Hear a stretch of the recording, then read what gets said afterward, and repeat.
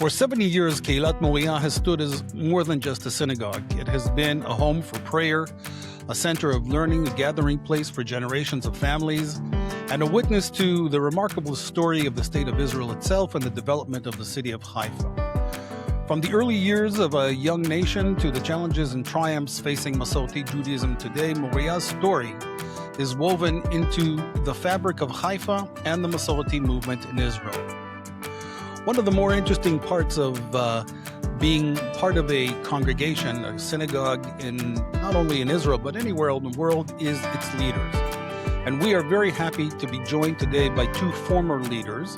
We'll start with the Rabbi Gil Nativ, who served as Moriah's rabbi between the years 1992 and the year 2002, and by Rabbi David Arias, who's joining us all the way from Florida, who served in Moriah between 2018 and 2024, if I'm not mistaken. There you go.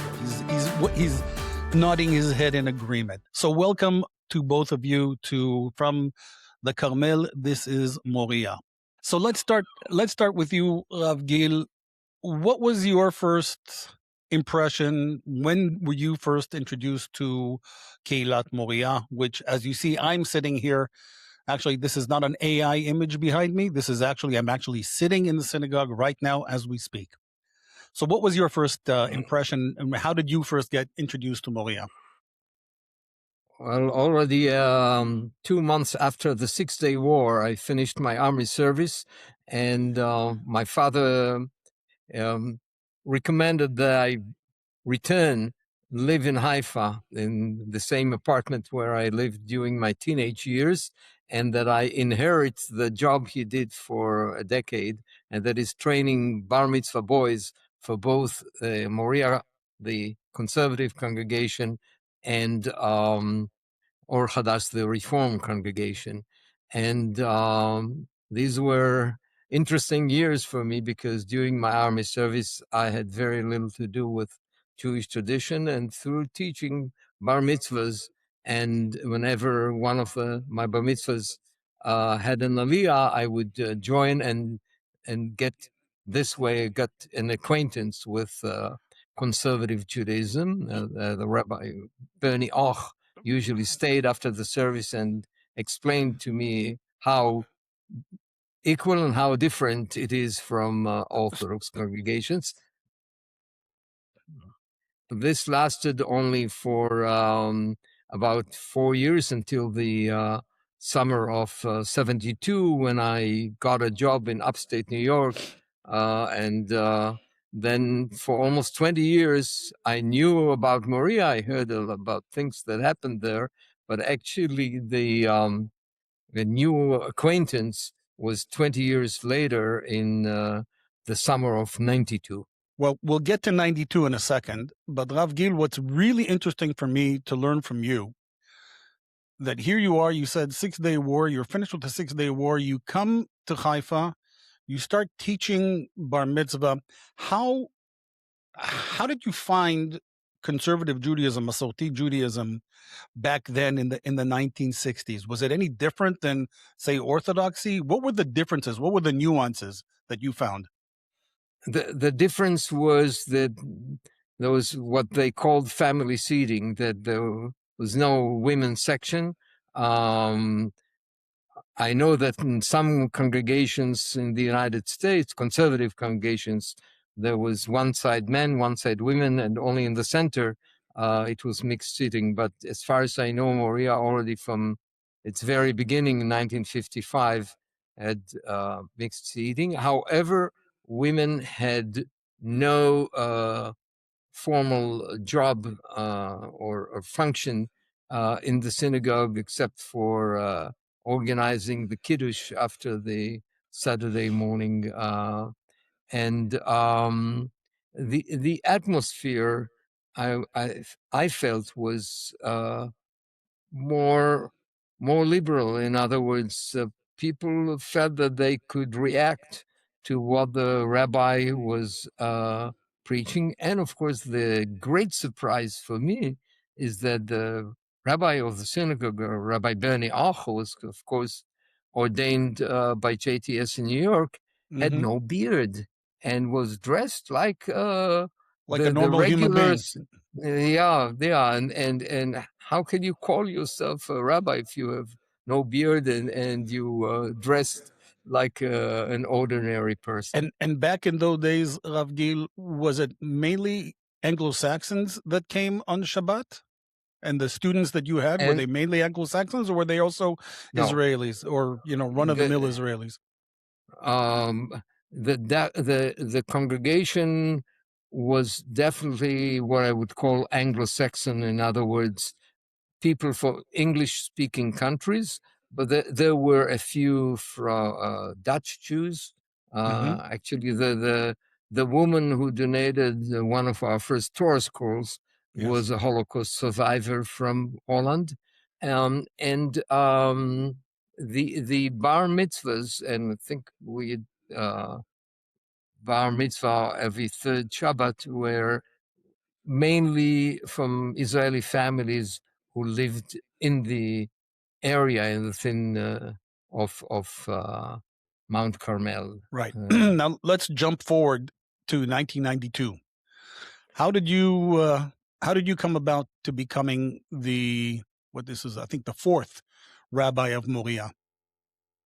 um, I did have an acquaintance with conservative Judaism in the United States because when I worked on my PhD in 85 to 90, I served as a rabbi of Bnei Tzedek congregation in Cincinnati, Ohio, which was a conservative congregation. And I already noticed that conservative Judaism was coping, actually struggling with the whole question of egalitarian services and the equality of women in the synagogue. Um, I returned to Israel as a high school teacher and a lecturer, and it just so happened that the people in Moriah were looking for a rabbi, and during these years, I felt myself drifting away from Reform Judaism because I was ordained actually as a Reform rabbi, Hmm. and so I stopped driving on Shabbat and became and kept kosher. So I felt closer to them, and after I conducted the study session during 91, 92, they offered me the job. I had to travel to Jerusalem and be interviewed In by Jerusalem. three yeah, by three conservative rabbis who asked me about, of course, about my views, but also about my observance. And they decided within, I think, 25 minutes that I was observant So enough to become a conservative rabbi in Haifa, in so Israel. your interview process was actually conducted not by the congregation itself, but by three independent rabbis in Jerusalem? No. These rabbis only agreed that I quit my membership in the CCAR and Gotcha. join the rabbinical assembly. So they But gave you the the smicha as a conservative rabbi, basically, and they allowed you to continue your interview process with Moriah, and you obviously got here correct, in 92. So correct. how different of a congregation did you find in 1992 to the one that you were teaching bar mitzvah kids in in the late 1960s? Okay. In the meantime, there were apparently several families who demanded that not only their sons but also their daughters would have something for their bat mitzvah, and the norm was that every girl who wanted to celebrate her bat mitzvah in the synagogue was chanting a chapter from Shir HaShirim, Song of Songs, on Friday night. That was the only way a girl could celebrate her bat mitzvah. Hmm. But apparently, there were active women in the synagogue who felt that they needed more involvement in what was going on. And the first thing I did, September through December, uh, my first months as a rabbi in Moriah was conduct a series of lectures or study sessions about the attitude of traditional Judaism toward the status of women and women involvement. And then in January 1993, we had a General Assembly of the congregation, Right. and there was a heated debate. I think one of the members even broke in tears. And the final decision was, after, of course, we held a vote, and as a rabbi, I did not uh, I did not vote. That where the majority decided that they want to go to become an egalitarian, but they won't do it right away. That it will take a process of several years. They didn't say how many years. That gradually women would be getting more and more, and the board of the congregation will decide at what pace, what changes will take place in what time. And And how much of how much of an input did you have on this process of transitioning the congregation? And you say that it was met also with some resistance. How did that make your job as a rabbi either easier or more difficult? It was difficult because everyone in the congregation knew my background, and they knew that I grew up in the Reform movement, and I didn't hide my view that I expect the congregation to become egalitarian. And in addition, my wife, I believe, was the first woman in the land of Israel who ever read Torah in public, and this was done in a progressive. They didn't use the word reform, the progressive congregation. So as soon as the resolution was passed by the General Assembly of Moriah, my wife started teaching several women. Some of them are still Torah readers Members, in right? Moriah, members, Yes. how to chant Torah and Haftorah. And so that was the first major change during 93, that women would read Torah and Haftorah on Shabbat morning. And I think a year already after it, in 94, we already had 2 or 3 bat mitzvahs who did it Saturday morning instead of Friday night. And unfortunately, there were 3 or maybe even 4 families who left the congregation. But when they left, there were 3 or 4 other families who were kind of debating between Reform and conservative congregations, because both were in the same neighborhood, Moriah and Or Hadash, and joined us. So the size of the congregation did not change, or even gradually grew. Some of the bar mitzvah families stayed after and became active. The interesting thing is that already, I believe in 95, there was a chance that I allowed a woman to serve, that I knew was very musical, to serve as Shlichat Tzibur, as a cantor, and lead, I think, the Musaf service. And the board didn't like it. They said that it's not my job to decide, and that it's that they should dictate the pace. But actually, it really made a change. The last change, I want to say that it may sound very strange, but the last change that happened just in the year before I finished my term in 2002 was counting women for the minyan. In other words, women would, okay. I saw someone raise his eyebrows on the other side of the world, but and we'll get to you in a second, Rav David. But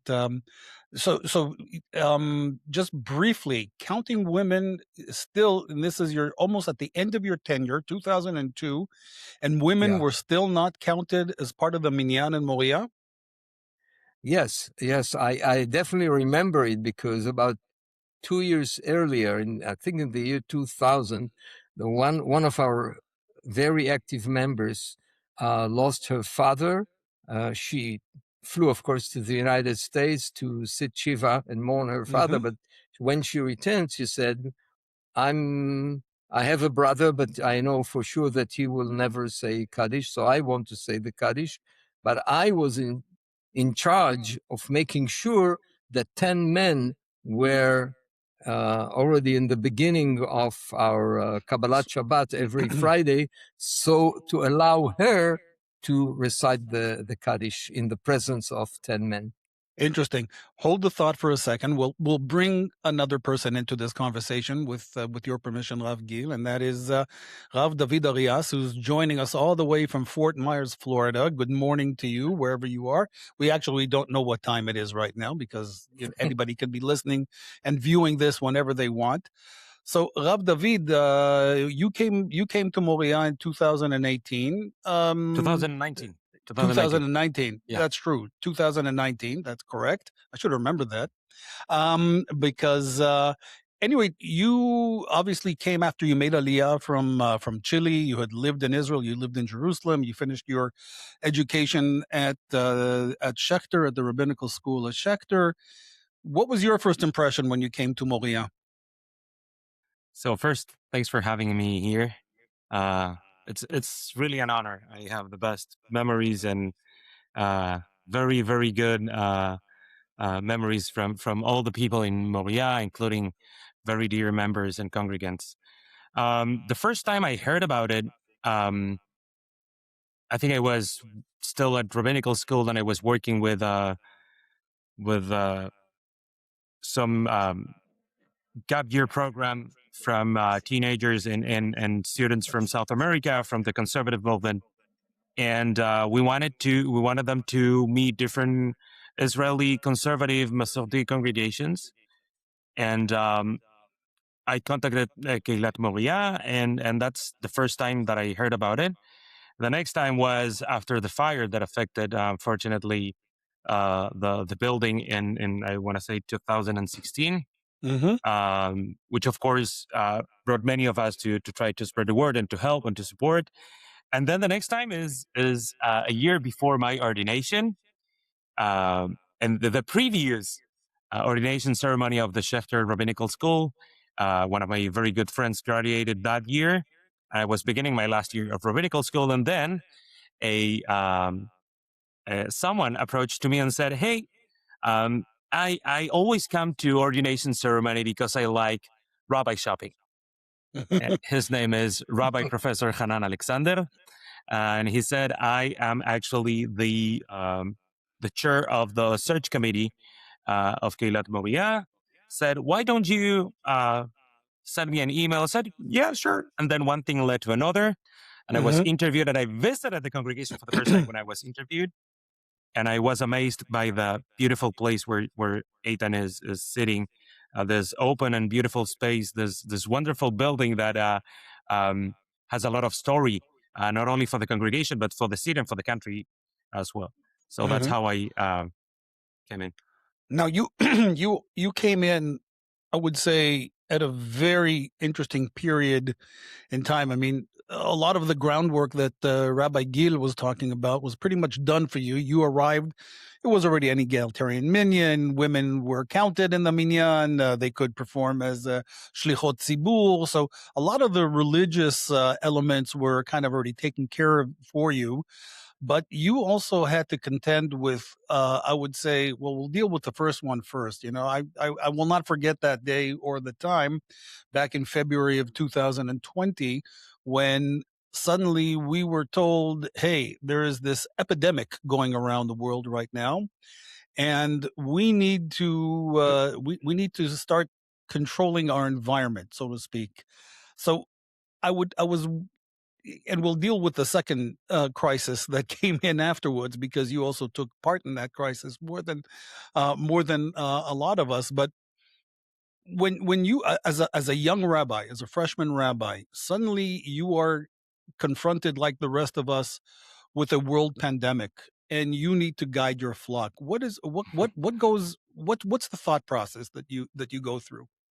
So first, I think that I arrived at a special moment. It was in the middle also of a political crisis in Israel. Before the judicial reform and etc., we were in the middle of the second or third round of elections that year, and it was also very interesting to come to a place that has people that I truly believe that maybe, with the exemption of the ultra-Orthodox parties, Moriah has members who vote for Likud, for Otzma Yehudit, for the Arab parties even.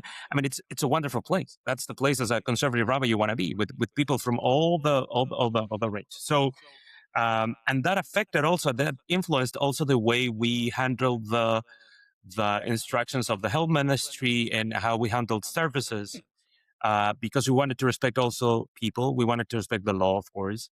Mm-hmm. And we still wanted to build a sense of congregation, of community, of Keilah. And one of the first things that we, as everyone did, was to, do everything online. And we started struggling, like, what do we do? And I remember it was a very tough time. I was a first-time parent, right? My son was born just a few weeks before. So I was in the middle of dealing with a baby for the first time, and also dealing with a congregation and with a pandemic and with this crisis. And I remember beautifully all those mornings we were doing different things. We had services at 8:30 a.m. And then we had Ethan did some workouts around the church with bottles of water if you didn't have any barbells at home. And we had also lessons and classes in Shabbat. And we even made we shared some Passover recipes, and we made later on that year we made levivot together, latkes, and all that kind of stuff. So we tried to, and when we were eventually able to go back to the synagogue, we were very careful. And I think it was an interesting period of time also, and it was a paradox, because from one point of view, one of the first things that I said back then is that we are isolated, but we are not alone. Like we are bebidud, but we are not levad, right? So, and that's what what we tried to do, and many other members and volunteers gathered little, bags, and they distributed it with the different people for Rosh Hashanah or of the other holidays and for Hanukkah, etc. So we tried to keep this contact with people all the time. So, I mean, I don't think they taught either of you in rabbinical school how to remotely lead a congregation. So, as you said of David, we did a lot of stuff online. We did Zoom. We tried to engage, but how did you approach it? I mean, obviously your flock was distributed throughout their, they were in their homes. They weren't, they didn't come to meet you. They didn't come to meet the synagogue. How difficult does that make your job? Did it make your job? It make it very hard, because it started after 6 or 7 months that I was in the position, and we had a lot of plans, and we had different ideas to go outside and meet people. One of my approaches is that, unfortunately, we live in a time where people don't look for the synagogue as the synagogue looking for the people. And I truly believe that people don't belong to synagogues anymore. It's the synagogues that belong to the people. So I wanted to meet people outside, and then there's no outside, there's no synagogue. So it was very hard. But it was also a great proof of strength of the congregation, of people who were committed to show up more. People were in need to this feeling of community, of beyachad, of being together. They were eager for to meet other people around, even if it was virtually. There's nothing like a face-to-face, and that's why I always push that as far as we can, let's do it. I know it is a risk, but it was also a risk not to do it. Maybe not physically in terms of, but mentally and spiritually and I believe that one of the things that I was glad it was that we managed to bring people back. I see what happens now in the States with what almost everything went online, and now synagogues are having a really hard time bringing people getting back. So we left the pandemic, and I'll get back to you in a second, Rav Gil. But we left the pandemic, you had about a very, very short period of time to kind of get the congregation back and into some sort of a cohesive state. And then comes October 7th. Describe again from the mindset of a rabbi and also from a mindset of someone who understood that day that they are going on reserve duty that evening, what that does to a person. It is my memories of October 7th are pretty related to you, Ethan, as you were there that morning. And even before that, I just want to briefly mention, not to get political, but the main place for demonstrations in Haifa is just 100 meters. For the Americans, it's something like 300 feet. I still don't know what's the difference, but it's very close to the synagogue. And we ran many bat mitzvah and bar mitzvah ceremonies on Saturday night for mincha service that were clashing with the demonstration. So it was a very interesting period of time. Mm-hmm. And then October 7th, I remember we had a Shabbat Chatan of one of the son of one of our congregants. And I see people coming with a sort of strange face. Of course, I didn't use my phone and I wasn't using it. And I see you walking around, and then I turned back, and I was leading services because I was concerned that we wouldn't finish on time. Right. And I look at you and say, "What's going on?" And then you say, "There's a war." So, Habibi, we live in the Middle East. I mean, war is what we have for breakfast, right? And then you say, "No, they're firing missiles." I said, "Okay, that's every other Tuesday morning I have missiles, right?" And then you said something that, of course, changed everything. And you said they took hostages. I said, hostages, like in plural. And that broke my heart. Immediately, I had my phone in the office. I turned it on. I saw even Amit Segal, who is an Orthodox journalist, writing tweets on Shabbat. I said, okay, the situation is serious. And of course, I got a message from my mefaket, from my commander, saying, yeah, we need you all. And what happened next is both a privilege, a honor, a risk, and a mess, I must say. But it was that very same day I felt also how deeply connected is Keilat Moriah to the Israeli society. As we saw, you were there, you were witness of that moment. We saw people leaving because they were being called for Tzav Shmon, for the reserve duty. Mm-hmm. So when you see that in a synagogue, and every people speaks, yeah, the Orthodox, the Tzionim Dati'im, the religious Zionists, they lost a lot of people. Yeah, but I was there that morning leading services, and I saw people leaving because they were called, and they congregate, and they served for many months. So we are indeed a very Israeli congregation. So, Gil, Rav Gil, you were going to say something. Yes, I wanted to relate to the pandemic, and the first Passover Seder was, I think, about 3 months after the or even less started, that it started. And I was chairing the law committee of the local, the Israeli Rabbinical Assembly, and we had endless arguments whether we should allow or even encourage our members to conduct the Passover Seder with family relatives via Zoom. And after we kind of reached consensus that if they turn on the computer before the holiday begins, they can do it. And here is a surprise. 2 Sephardi Orthodox rabbis announced that this is not a regular year and that they allow all their congregants or members to turn on the computer and connect to Zoom even after the holiday began. So that means that when there's a will, there's a way, right? So when there's a will, there's a way. Actually, what many people wanted us to stream the services during Shabbat, right, during Yom Tov, and I was very against it. Not because, and I always say this, not because my halachic concerns of this, we can find a way. You can, but I said, listen, this is going to end at some point. And I remember talking with a colleague. I said to him, listen, this is not like. This is more like Galut Bavel, the exile in Babylon, rather than the destruction of the Second Temple, which changed everything. I said, probably it's going to end at some point, and it's going to be very hard to bring people back.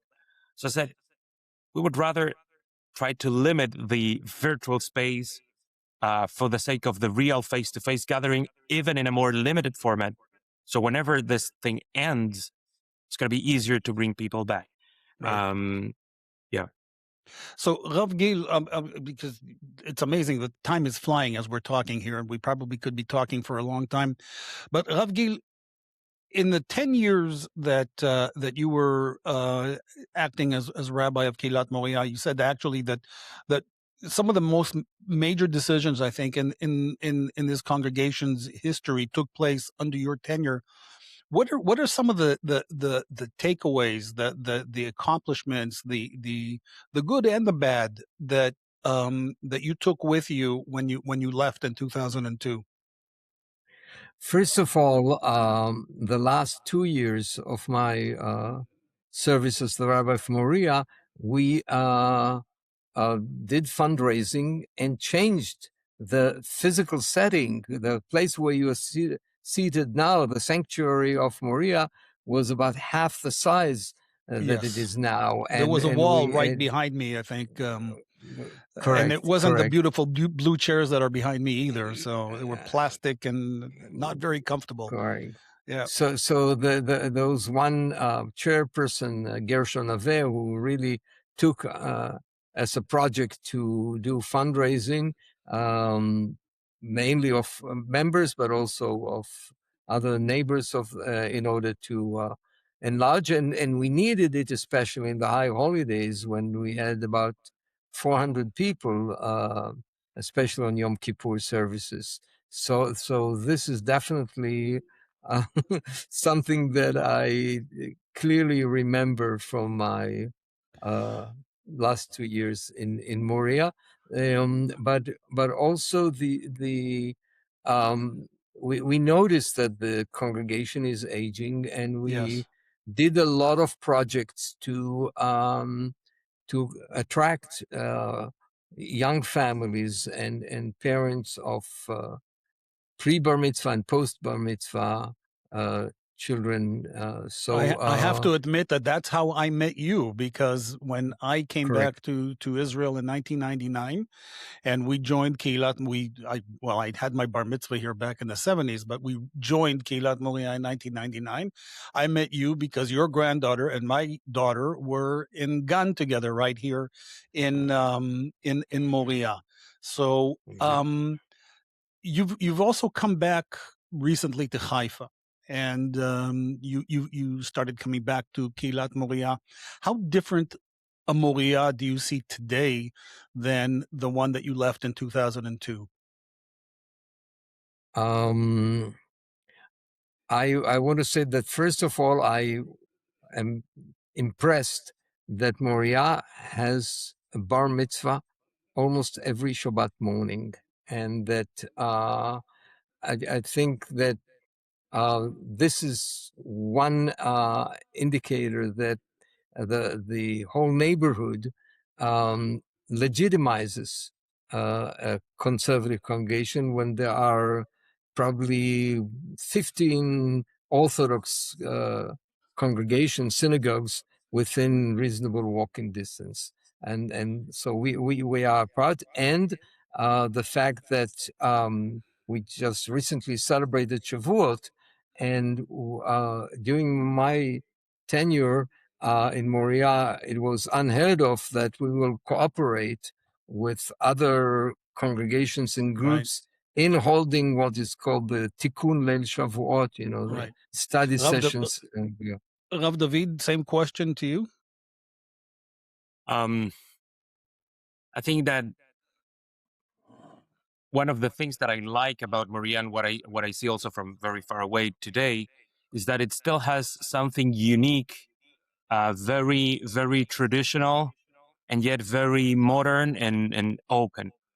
And I think that is, again, it is because of the amazing congregants and volunteers that we have. I had the privilege to be the 7th rabbi of Moriah Congregation, and I was also blessed to work in a congregation that has a lot of rabbis as well, who are very helpful, and they're always there for whatever you need.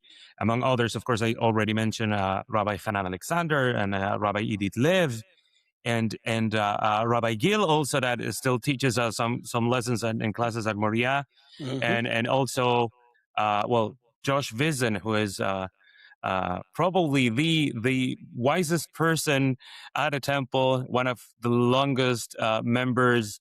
I think he is the longest living member today. He's a rabbi. Yes. His wife doesn't let him be a rabbi, but he's a rabbi. I mean, he's not an ordained rabbi, but he's definitely a rabbi. Yes, he's ordained by the people, not by other rabbis. Right? Mm-hmm. And of course, the great cantor Mordechai Giventer, and many others who give their time, and it was a pleasure to work next to them. And I think that is a wonderful thing, also. So in the few minutes that we have left, and we really do have about 4 or 5 minutes left, I'd like to turn our attention for a second for the future of conservative Judaism, Masorti Judaism. Rav David, you now have the perspective also of leading a congregation in the United States. Rav Gil, you have traveled the world looking at congregations, and where. I don't want to sound too depressing, but is there a future for conservative Judaism in the next decade, even more, here in Israel and abroad? Rav Gil, I'll start with you. I would say, careful optimism is my view. We definitely have a challenge of attracting younger families and younger people. We still cope with the image of an import from English-speaking countries, and we need to find the way to the heart of the Israeli-born population, and that definitely when you it means a change of melodies, a change of atmosphere, so that younger Israelis with their postmodern taste will find their place in Moriah and in other Masorti conservative congregations. So, Rav David, do you agree with Rav Gil that it's just a matter of finding that special sauce to make Masorti Judaism more accessible to an Israeli population? I think we already serve the Israeli population, and even if we serve many English speakers that have an accent, right? So what? Many Moroccan Israelis, they have a Moroccan accent, or Yemenite, or Sephardic, or Arabic, or French accent. So what? So we do have South American accent or English accent. It's fine. It's part of the Israeli society. I think that part of the problem is that we need to be more committed to what we really believe in.